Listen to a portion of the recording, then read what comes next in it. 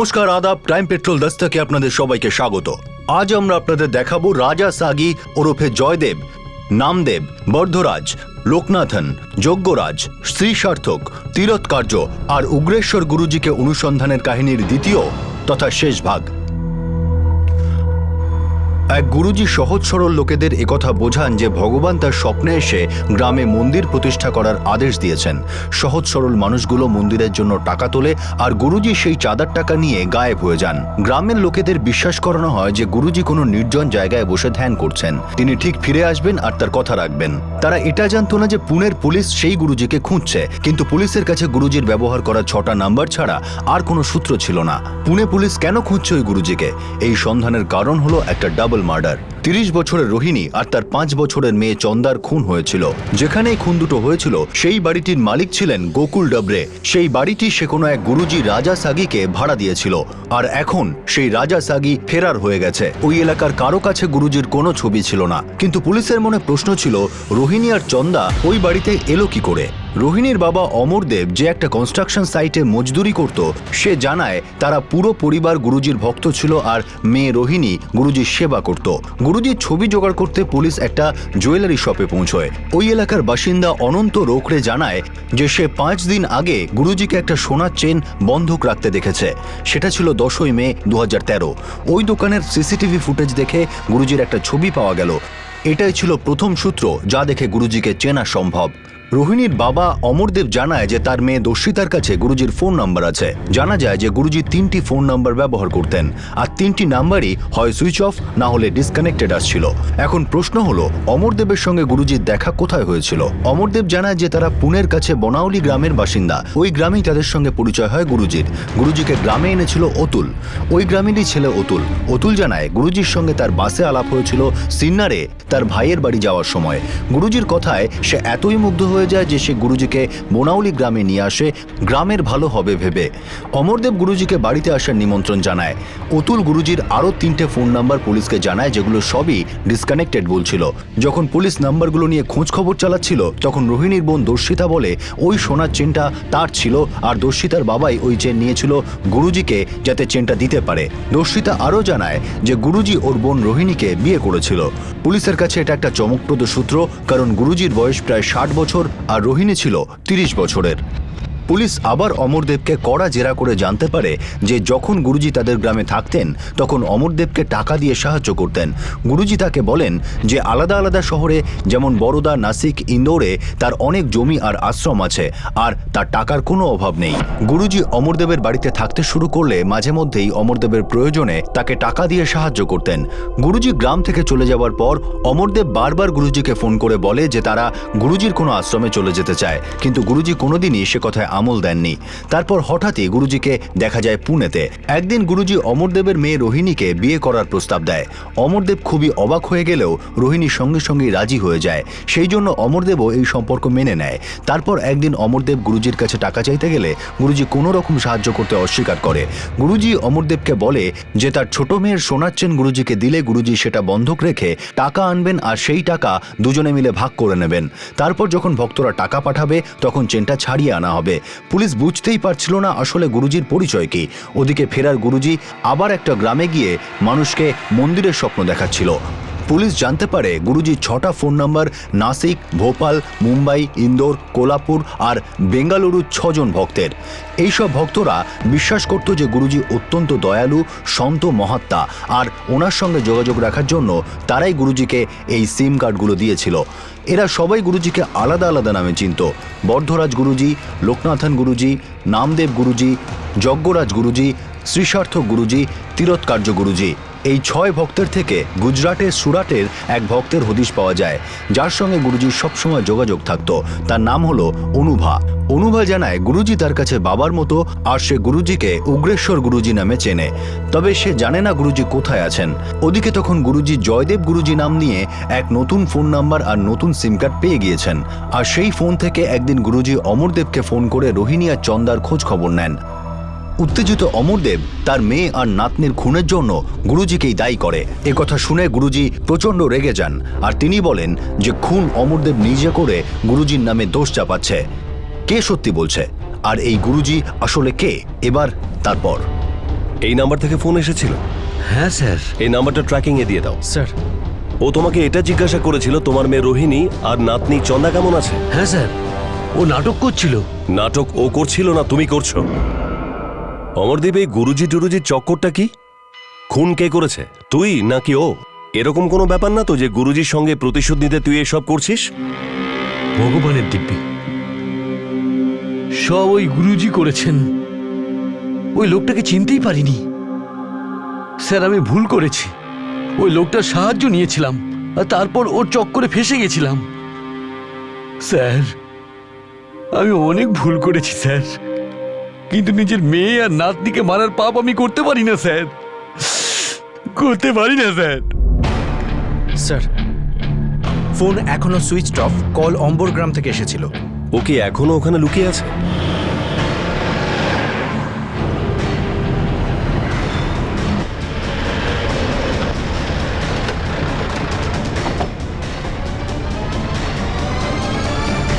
আপনারা একে কোথাও দেখেছেন? এটা তো জয়দেব গুরুজির ফটো। আমরা সবাই তো ওনার জন্যই এখানে এসেছি। একে কোথায় পাওয়া যাবে? উনি এখনো পর্যন্ত তো আসেননি, আর আমরা সবাই এই নিয়ে খুব চিন্তায় আছি। উনি মন্দির তৈরি করার জন্য আপনাদের থেকে টাকা নিয়েছিলেন। হ্যাঁ স্যার, গুরুজি বলেছিলেন যে উনি স্বপ্নে মন্দির দেখেছেন আর সেই মন্দিরটাই গ্রামে প্রতিষ্ঠা করতে চান। কোনো স্বপ্ন টপ্ন দেখেনি ও। নিজের স্বপ্ন তোমাদেরকে বেচে দিয়ে তোমাদের টাকা নিয়ে পালিয়ে গেছে। কোথায় পাবো ওকে? কি হয়েছে স্যার? আপনি আমাদের গুরুজিকে কেন খুঁজছেন? দুজন মহিলাকে মার্ডার করেছে ও। সেই ব্যাপারে ওকে জিজ্ঞাসাবাদ করতে হবে। না স্যার, আপনারা কোথাও ভুল করছেন। ইনফরমেশন দেওয়ার জন্য ধন্যবাদ। আপনারা শুধু এটুকু বলুন যে ওকে পাবো কোথায়। ওকে পাবার পরই আমার ভুল ভ্রান্তি আমি দূর করে নেব। জানি না স্যার, সকালে তো কীর্তনের জন্য ডেকেছিলেন, কিন্তু এখনো উনি এলেন না। আর যতদূর আমি জানি উনি আর আসবেন না।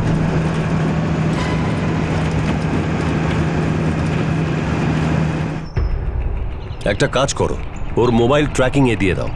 এটাও হতে পারে এতক্ষণে ওর সিম কার্ড ফেলেও দিয়েছে, কিন্তু চেষ্টা করতে ক্ষতি কি? এই লোকটা প্রত্যেক জায়গায় একই স্বপ্ন বেচে আর প্রত্যেকটা জায়গায় লোককে একইভাবে ঠকায়। প্রত্যেকবার নতুন গ্রাম, নতুন লোক, আর লোক পেয়েও যায় ঠকানোর মতো। শোনো, এই পৃথিবীতে এমন অনেক লোক আছে যারা তাদের স্বার্থের জন্য সবকিছু করতে পারে, আর সেটা কোনো সাধারণ মানুষ বা গুরুজি হতে পারে, যাকে তাকে ভগবান বানিয়ে নেয়। স্যার, অম্বর গ্রাম, ওখান থেকে নন্দরবার, তারপর আকোলা। মাঝে মাঝে মোবাইল অন করে আর তারপর অফ করে দেয়। এখনো পর্যন্ত ও কোনো কল করেনি, কিন্তু মনে হচ্ছে লোকটা ট্রাভেলিংয়ে রয়েছে। হয়তো এসব জায়গায় ও আগেই অনেক লোক ঠকিয়েছে, তাই হয়তো থামছে না। কিন্তু তাও তুমি সমস্ত জায়গায় নজর রাখো। ও কোনো নতুন শিকারের খোঁজে আছে, আর কোনো না কোনো সূত্র তো নিশ্চয়ই ছেড়ে যাবে। স্যার,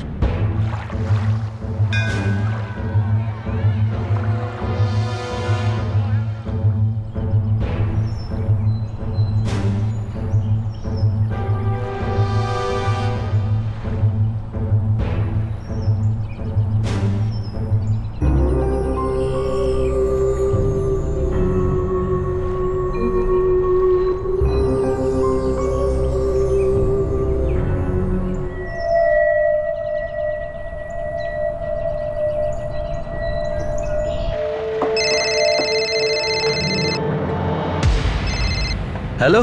অমরদেব, তুমি কেন মিথ্যে কথা বলছো? কেন আমার নামে গুজব রটাচ্ছ? রোহিণী আর চন্দা কোথায়? তুই ওদের দুজনকে খুন করেছিস, তারপর পালিয়ে গেছিস। দেখি কতদিন তুই পালিয়ে বাঁচিস। পুলিশ একদিন না একদিন তোকে ধরবেই। দুই নিরপরাধকে তুই মেরেছিস, তুই ক্ষমা পাবি না।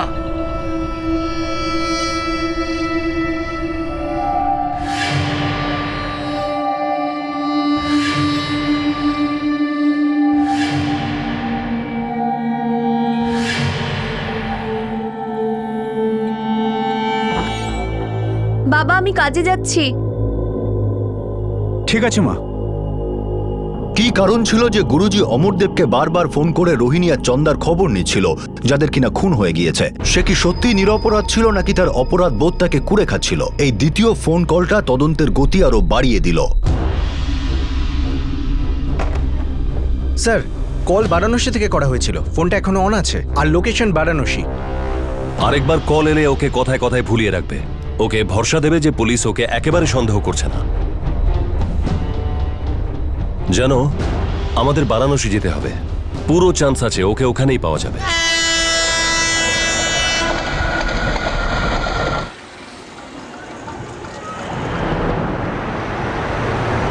যদি ওই গুরুজি বারাণসীতে থাকে তাহলে হয়তো কোনো নতুন নাম নিয়েছে আর সেটা আমরা জানি না। স্যার ওনার ফোন সুইচড অফ আসছে, কিন্তু শেষবার যখন লোকেশন ট্র্যাক করেছিলাম তো বারাণসী দেখাচ্ছিল। ও সাধু হয়ে ঘুরে বেড়ায়, হতে পারে কোনো সাধু ওকে দেখে থাকবে।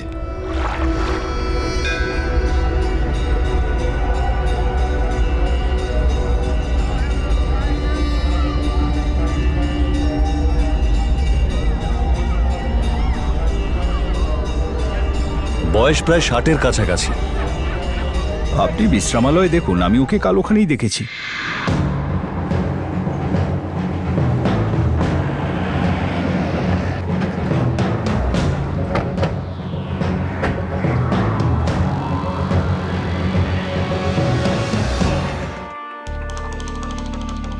স্যার এখানে তো অনেক সাধুই রয়েছেন, সবাই বয়স্ক আর সবার দাঁড়িয়েই তো লম্বা।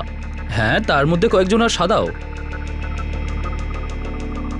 কিন্তু এনাকে আমি এখানে দেখেছি না দেখিনি ঠিক মনে পড়ছে না আমার। ঠিক আছে, আমরা সমস্ত ঘরগুলো চেক করব। সাধুরা রাগ করবেন। আমরা একজন ভণ্ড সাধুকে খুঁজছি, আমাদের সন্দেহ যে উনি মার্ডার করেছেন। কিন্তু স্যার, ম্যানেজার সাহেব, আমরা আপনাকে জিজ্ঞাসা করছি না, বলছি চেক করব। শোনো, তুমি ওদিকটা দেখো আর তুমি এদিকটা।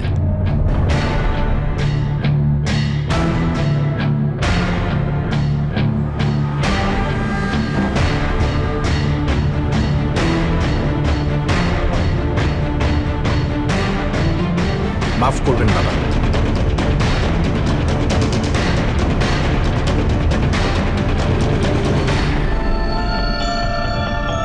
বাবাজি, এনাকে কোথাও দেখেছেন?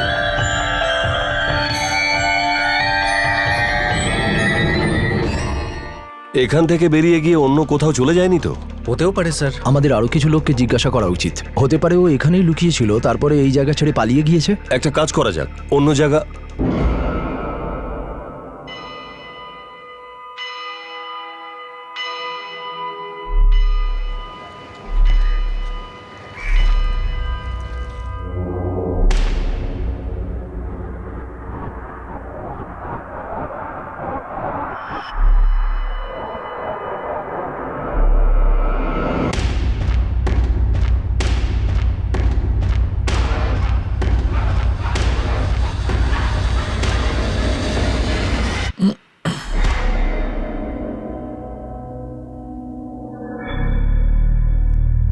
এসো বাবা, বলো কি চাও?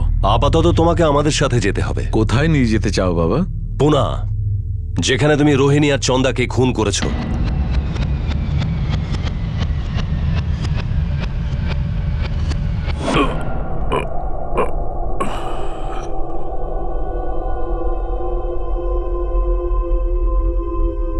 তাড়াতাড়ি একে ডাক্তারের কাছে নিয়ে চলো।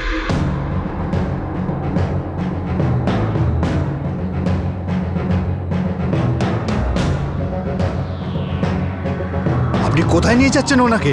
কি করেছেন উনি? দেখুন, আমরা পুলিশের লোক আর ইনি একটা ডাবল মার্ডার কেসের মুখ্য অভিযুক্ত। আমরা জিজ্ঞাসাবাদ করতে এসেছিলাম আর উনি অজ্ঞান হয়ে যায়। একজন সাধুর নামে কিরকম দোষারোপ করছেন? দেখুন, আমরা দোষারোপ করছি না, জিজ্ঞাসাবাদ করছি। স্যার উনি একজন বয়স্ক লোক, ওনার শরীরটাও ঠিক নেই। আমরা জানি, আর সেই জন্য তো ডাক্তারের কাছে নিয়ে যাচ্ছি। তো এইরকম অবস্থায় আপনি ওনাকে এখান থেকে নিয়ে যেতে পারেন না। দেখুন, আমরা পুলিশের লোক, এখন ডিউটিতে আছি। আপনারা আমাদেরকে বাধা দেওয়ার চেষ্টা করলে ফোর্স এসে কিন্তু আপনাদেরকেও অ্যারেস্ট করে নেবে। দেখুন, ওনাকে প্রথমে ডাক্তারের কাছে নিয়ে যাব, উনি সুস্থ হলে তারপরে জিজ্ঞাসাবাদ করব। আমাদের কাজ করতে দিন, সরে যান সামনে থেকে। নিয়ে এসো।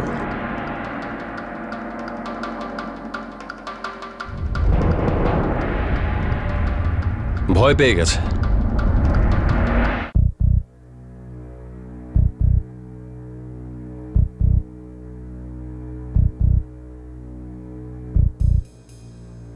হেডকোয়ার্টারে জানিয়ে দিয়েছো? হ্যাঁ স্যার। শরীর কেমন আছে? জ্ঞান এসছে? কিছু তো হয়নি ওনার, উনি তো ঠিকই আছেন। ও, আমরা তো ভাবলাম ওনার কিছু হয়ে গেছে, শ্বাস পড়ছিল না। তেমন কিছুই হয়নি, উনি একদম ঠিক আছেন। আপনারা চাইলে ওনাকে পুনায় নিয়ে যেতে পারেন, আর যদি চান তো জিজ্ঞাসাবাদও করতে পারেন। সুন্দর অ্যাক্টিং করো তুমি। তো এখানে কি নাম নিয়েছিলেন গুরুজি? না, আমি আর কি আসি চাই বাবা, যা দিতে চাও দিয়ে দাও। গুরুজি, তোমার খপ্পরে কিন্তু আমরা পড়ছি না। কিছু কঠিন প্রশ্নের উত্তর তোমাকে দিতে হবে। এখনো পর্যন্ত অনেক ভক্তের ভালো করেছো না তুমি? এবার তোমার ভালো আমরা করব পুনাতে।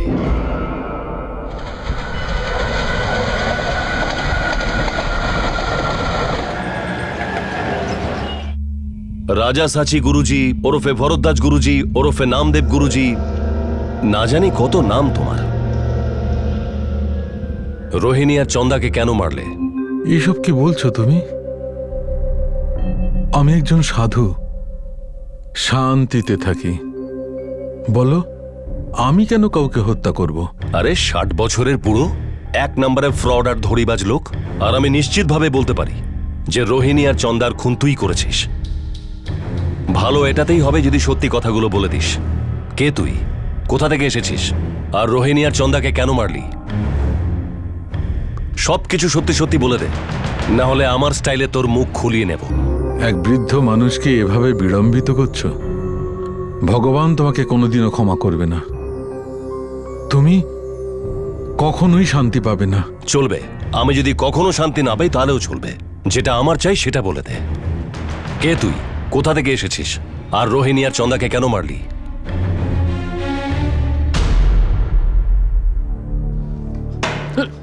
এখনো সময় আছে তোর হাতে, সত্যিটা বলে দে, না হলে পরে অনুতাপ করবি তুই।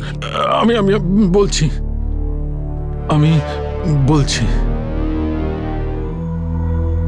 আমি বেলগাঁওয়ের লোক। বলে যা, শুনছি আমি। আমি খুব গরিব ছিলাম। আমি দুবেলার খাবারও জোটাতে পারতাম না। অবস্থা এতটাই খারাপ হয়ে গেছিল যে ক্ষুধার খাবার ছিল না, থাকার ঠিকানা ছিল না, আর কোনো কাজও পাচ্ছিলাম না। আর তখনই একটা কাপড়ের পুটলি আমার জীবনটা বদলে দিল।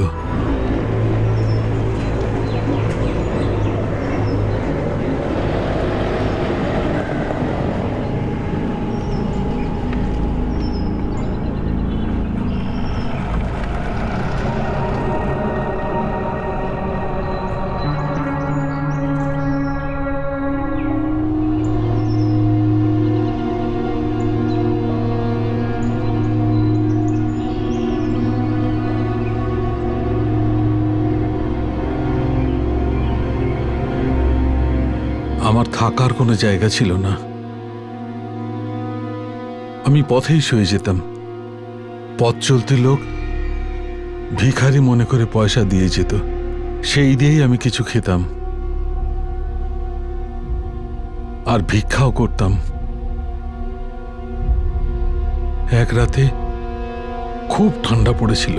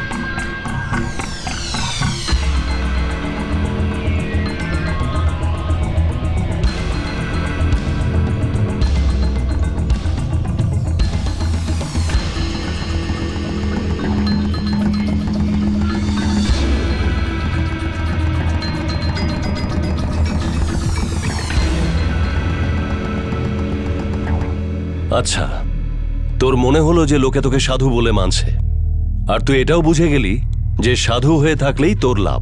হতে পারে। আমি সিদ্ধি লাভ করেছি।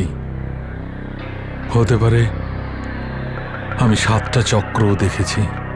মানে তুই লোকেদের সাথে সাথে নিজেকেও বোকা বানাচ্ছিলি? আমার মনে হলো আমি ওই 7 চক্র দেখেছি, যেমন ওই সাধু মহারাজ বলেছিল। কে সেই সাধু, কোথায় পেয়েছিলি তাকে?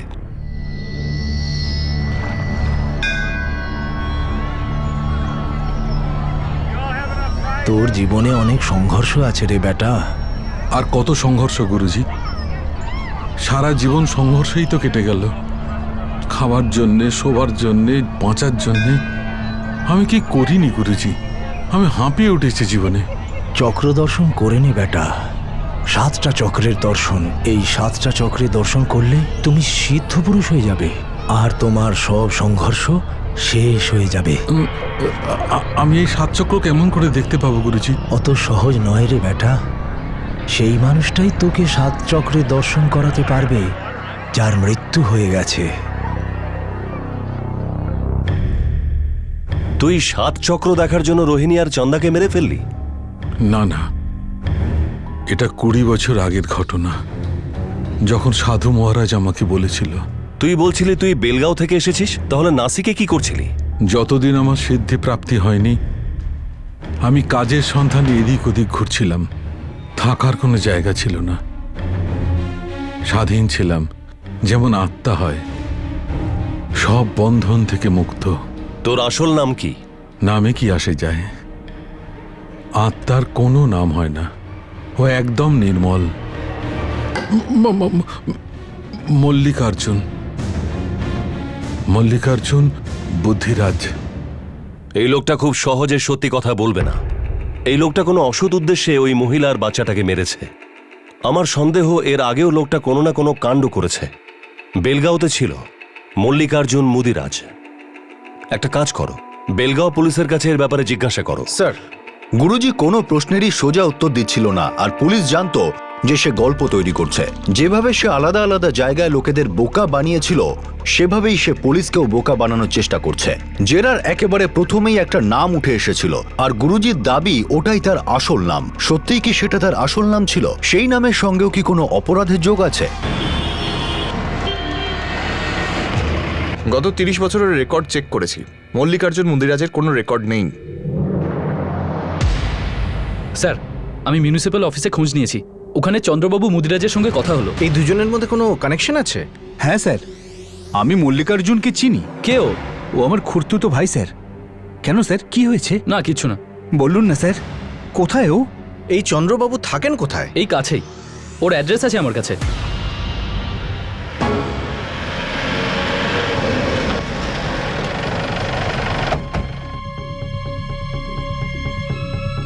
মল্লিকার্জুন কোথায়? আমাদের হেফাজতে। কি করেছে ও? ও সাধু হয়ে গেছে। একটা ডাবল মার্ডারের কেসে ওকে ধরা হয়েছে। কি? বাবা, আচ্ছা, মল্লিকার্জুন শেষ কবে এখানে এসেছিল, আর সাধু কি করে হলো? জানি না স্যার, শেষবার দেখা হয়েছিল 1993 সালের অক্টোবর মাসে।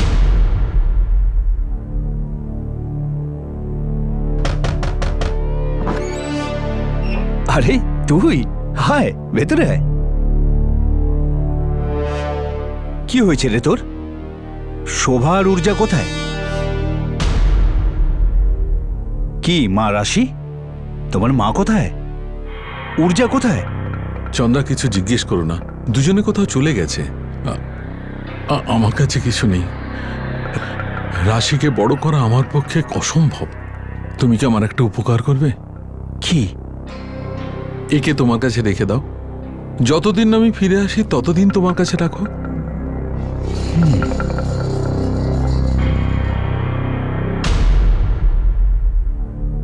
কিন্তু মল্লিকার্জুন আর ফিরে আসেনি।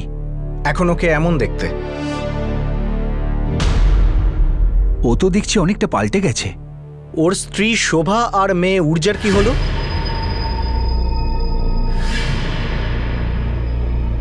জানি না স্যার, ও তো আমাকে কখনো কিছুই বলেনি, আর রাশিও আমাকে কিচ্ছু বলেনি স্যার।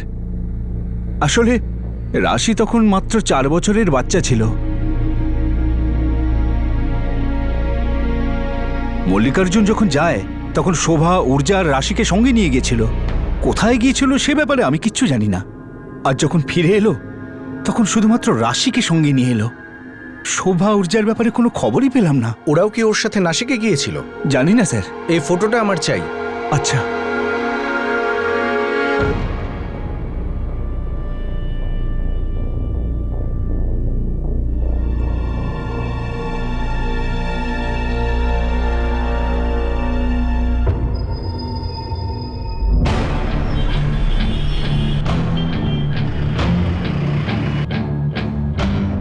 20 বছর আগের ঘটনা। তখন সে মল্লিকার্জুন ছিল, এখন ভণ্ড সাধু হয়ে গেছে। নাসিকে এসেছিল ওর স্ত্রী শোভা আর মেয়ে ঊর্জা আর রাশির সাথে। পরে ওর স্ত্রী শোভা আর মেয়ে ঊর্জার কোনো খবর পাওয়া যায়নি। 20 বছর আগে? পুরনো রেকর্ড চেক করতে হবে। আমার স্ত্রী আর সন্তানের সঙ্গে কি হয়েছিল জানি না। তুই নাসিকে তো ওদের সঙ্গে থাকতি, তাই না? হ্যাঁ, ওরা আমার সঙ্গেই থাকতো, কিন্তু কোথায় চলে গেছে জানি না। দেখ, মিথ্যে কথা বলা বন্ধ কর। তোর মেয়ে রাশি তোর সঙ্গে ছিল, তোর স্ত্রী আর তোর বড় মেয়ে কোথায় গেল তুই জানিস না? না স্যার, আমার স্ত্রী আমার বড় মেয়েকে নিয়ে কোথায় চলে গেল জানি না। স্যার, একটা কেস আছে 20 বছর আগের। কেসটা এখনো সলভ হয়নি। কি কেস? এই কেসে কি শোভা আর ঊর্জার নাম যুক্ত আছে? আগে হ্যাঁ স্যার। শোভা বয়স 30, ঊর্জা বয়স 5। দুজনের লাশ গায়ত্রী লজে পাওয়া গিয়েছিল। মার্ডার হয়েছিল। এক মিনিট, এটা শোভা আর এটা সম্ভবত ঊর্জা। এটা ঘটনাটার জায়গাটার বিবরণ। গায়ত্রী লজের ম্যানেজার এই দুটো লাশ 27 অক্টোবর 1993 এর সকালে দেখতে পেয়েছিলেন। অক্টোবর 1993? এটা সেই সময় যে সময় মল্লিকার্জুন ওর মেয়ের রাশিকে নিয়ে ওর খুড়তুতো ভাই চন্দ্রবাবুর সাথে দেখা করতে বেলগাঁও যায়। ও গড! কি হলো স্যার? এটা পড়ে দেখুন। দুটো লাশই বিছানার ওপর পড়েছিল। ঘরে পাওয়া জিনিস থেকে মহিলার পরিচয় পাওয়া যায়। নাম ছিল শোভা মুদিরাজ আর বাচ্চার নাম ছিল ঊর্জা মুদিরাজ। পোস্টমর্টেম রিপোর্ট অনুযায়ী গলা টিপে খুন করা হয় আর শোভার পেট কাটা ছিল।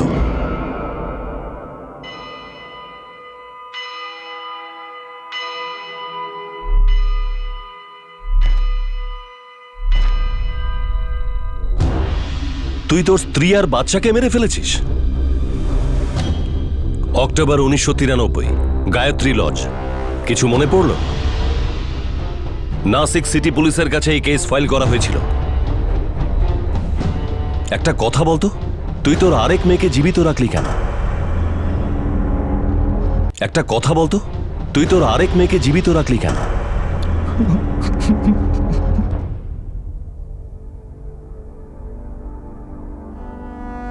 কি বলবো বাচ্চাদের, ওরা তো খাবার চাইছে। আমি কি বলবো শোভা, তুমি তো ওর অবস্থা জানো। গল্প বলে ওদের ঘুম পাড়িয়ে দাও। আমার কাছে টাকা নেই। কালকে লজের ভাড়া দিতে হবে, জানি না কি করে দেবো।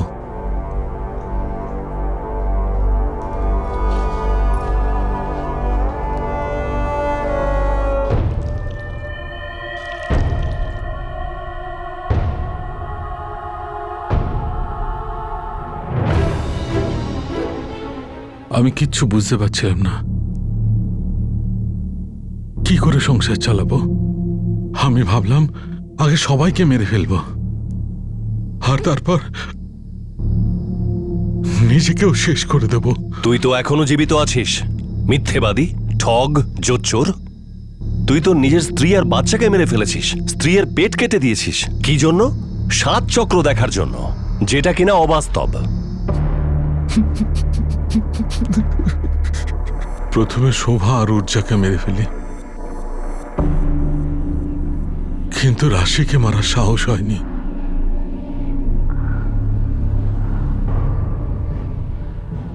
আমি ওকে ঘুম পাড়িয়ে দিই। আমি ওখান থেকে পালিয়ে যেতে চেয়েছিলাম, সবার থেকে দূরে।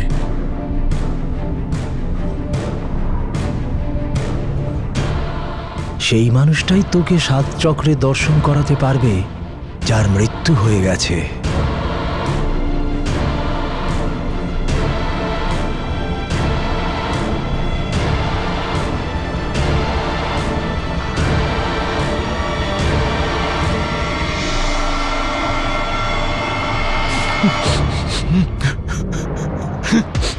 এত সংকীর্ণ মনের মানুষ তুই?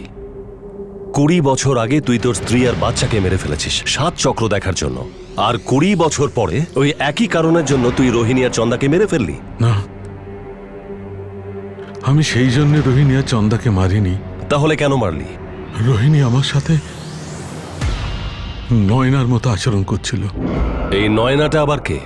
ওর সঙ্গে আমার সোলাপুরে দেখা হয়েছিল।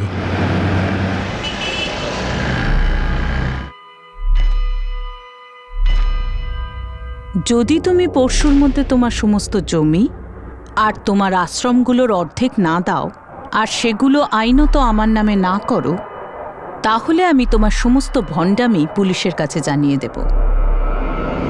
আর হ্যাঁ, এটা ভেবো না যে আমি শুধু তোমাকে হুমকি দিচ্ছি। খেয়ে নাও। আমি নয়নাকে ভালোবাসতে শুরু করেছিলাম। ও আমারই এক ভক্তের মেয়ে ছিল। আমি ওকে বিয়ে করে নিই। পরে জানতে পারি মা মেয়ে দুজনেই চালবাজ ছিল। নয়না আগেও দুবার বিয়ে করেছিল, আর এইভাবেই স্বামীদের শোষণ করত। মানে চোর মহাচোরের পাল্লায় পড়লো। ও আমার কাছ থেকে টাকা চাইতো, জমি আর আশ্রমের অর্ধেক ভাগ, যেটা কিনা তোর কাছে ছিলই না। আমি ওকে এটা বলেছিলাম যে আমার কাছে কিচ্ছু নেই।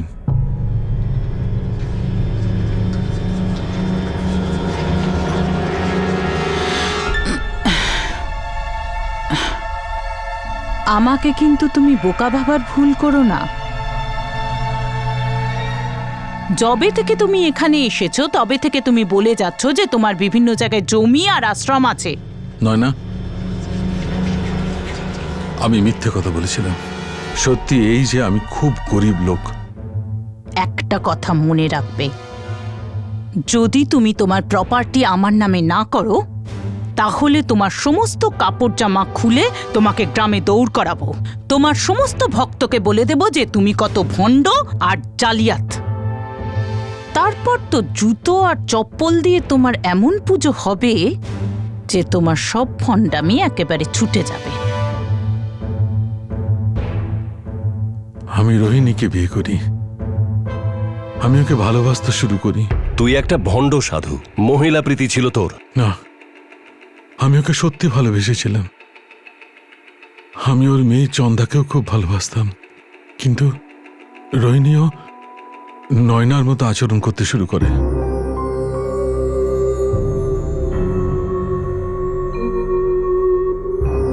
তুমি আমার প্রশ্নের উত্তর দিলে না। 2 সপ্তাহ হয়ে গেছে আমি জিজ্ঞেস করছি, তোমার আশ্রমের সব জমি আমার নামে কবে করে দেবে? আমার কাছে না কোনো জমি না আশ্রম আছে।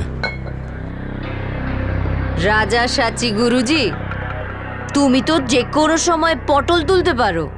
যদি তুমি সমস্ত জমি আমার নামে না করে দাও না, তাহলে আমি সবাইকে বলে দেব যে তুমি কত বড় ভণ্ড সাধু। আর হ্যাঁ, আমি বাবাকেও বলে দেব যে তুমি আগে তোমার সাথে শোয়ার জন্য আমাকে টাকা দিতে। ধন্য গুরুজি, ধন্য তুমি। তুই রোহিণীর সাথে শোয়ার জন্য ওকে টাকা দিতি, আর শাক দিয়ে মাছ ঢাকার জন্য তুই ওকে বিয়ে করে ফেললি। আর ও চালাক, নিজের স্বার্থর জন্য ও তোকে বিয়ে করলো।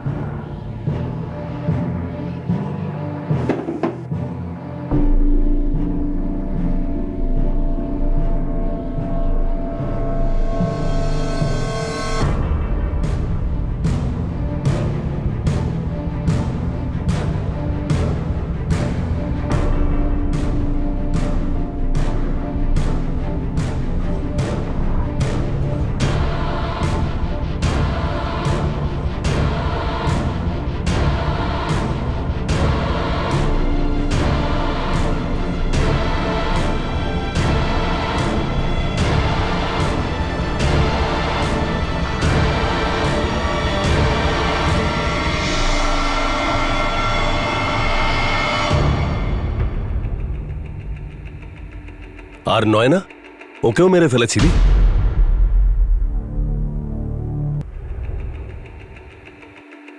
আর নয়না, ওকেও মেরে ফেলেছিলি? ওকে মারিনি।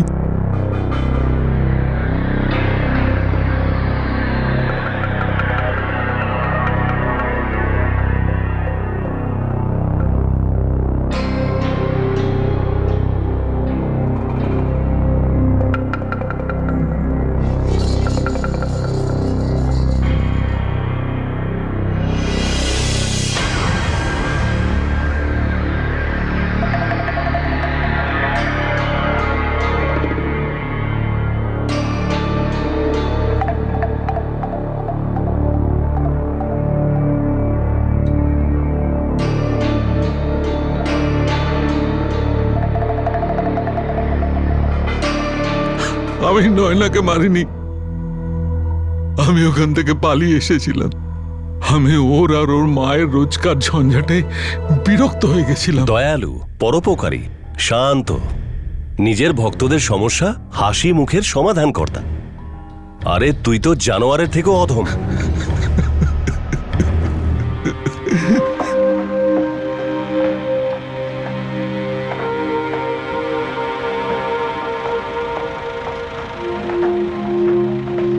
কিরে অমরদেব, বসে পড়লি কেন? দিনের মজুরি চাই না নাকি? বসে থাকলে তোকে কে টাকা দেবে বল?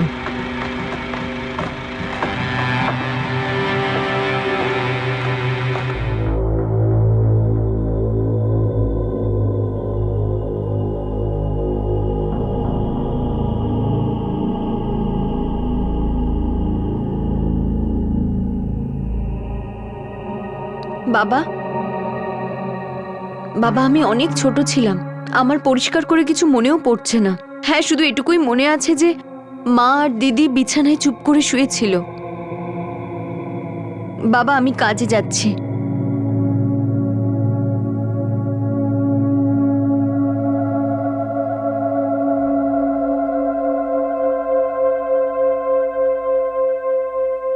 মল্লিকার্জুন মুদিরাজ এখন শ্রীঘরে বাস করছে। তাকে আইপিসির ৩০২ ধারা অনুযায়ী হত্যার অপরাধে বন্দী রাখা হয়েছে, আর ২০ বছর আগের ডবল মার্ডার কেসটাও রিওপেন করা হয়েছে। নিজের স্ত্রী আর মেয়েকে খুন করার পর ২০ বছর মল্লিকার্জুন একজন সাধু সেজে সিদ্ধ হবার দাবি করে মানুষকে বোকা বানিয়েছে, আর ২০ বছর পর আবার সে একটা ডাবল মার্ডার করলো। কিন্তু এবার পুলিশ তদন্ত করতে একটুও সময় নষ্ট করেনি, আর সামনে এলো গুরুজির যাবতীয় অপরাধের ইতিহাস। কিন্তু অবাক করা কাণ্ড হলো, যখন গুরুজির বিভিন্ন নামে করা অপরাধের বিবরণ প্রকাশিত হলো, তখন তার ভক্তদের মধ্যে কেউই বিশ্বাস করতে চাইল না যে এই গুরুজি কোনো সাধু নয়, বরং একটা ফ্রড। সবাই তাকে ভালো বলতে লাগলো, তাকে দয়ালু মানুষ বলে অভিহিত করলো। মল্লিকার্জুন দাবি করেছিল যে সে গরিব ছিল, আর একজন সাধু সিদ্ধিপ্রাপ্ত করার জন্য মৃত মানুষের শরীরে ৭ চক্র দেখার পরামর্শ দিয়েছিল। আমরা এটা কখনোই বলছি না যে সব সাধুই ফ্রড, প্রত্যেককেই একই দৃষ্টিতে বিচার করা একেবারেই ভুল। কিন্তু আমরা এটা নিশ্চয়ই বলবো যে প্রত্যেক মানুষ সমস্যার সময়, দুঃখের সময়, কষ্টের সময়, জীবন যুদ্ধে জিততে, টাকা আর সফলতার খুঁজে, সময় ও পরিস্থিতির থেকে বেরিয়ে আসার চেষ্টায় কোথাও কোনো আশ্রয় খোঁজে, নিরাময় খোঁজে। আর এইসব পরিস্থিতি আমাদের মধ্যে অনেককেই দিব্য শক্তির আশ্রয় নিতে উৎসাহিত করে। আর এসব মানুষের শিকার হয় তাদের যারা চিলের মতো সুযোগ সন্ধানী হয়, নিজেদের দিব্য শক্তিধর হিসাবে দাবি করে আর অসহায় মানুষের অসহায়তার সুযোগ নেয়। হাজার রকমের হোম যজ্ঞ, চমৎকার করে দেওয়ার পাথর, দান করলে পাপ খণ্ডন, ক্ষুধার্তকে খাবার দিলে পুণ্যের অ্যাকাউন্টে জমা হওয়া, আর ভাগ্য বদলে দেবার মতো ভণ্ড সাধু সন্তদের কি কোনো কমতি আছে এই পৃথিবীতে? আপনাদের সাথে আবার দেখা হবে ক্রাইম পেট্রোল 10 থেকে আরও একটা নতুন কেস নিয়ে। ততদিন ভালো থাকুন, সুরক্ষিত থাকুন, আর মনে রাখবেন সমস্যার সময় নিজের পরিবার, নিজের বন্ধু, নিজের প্রিয়জন আর নিজের ভিতরের শক্তির উপর বিশ্বাস রাখুন। জয় হিন্দ।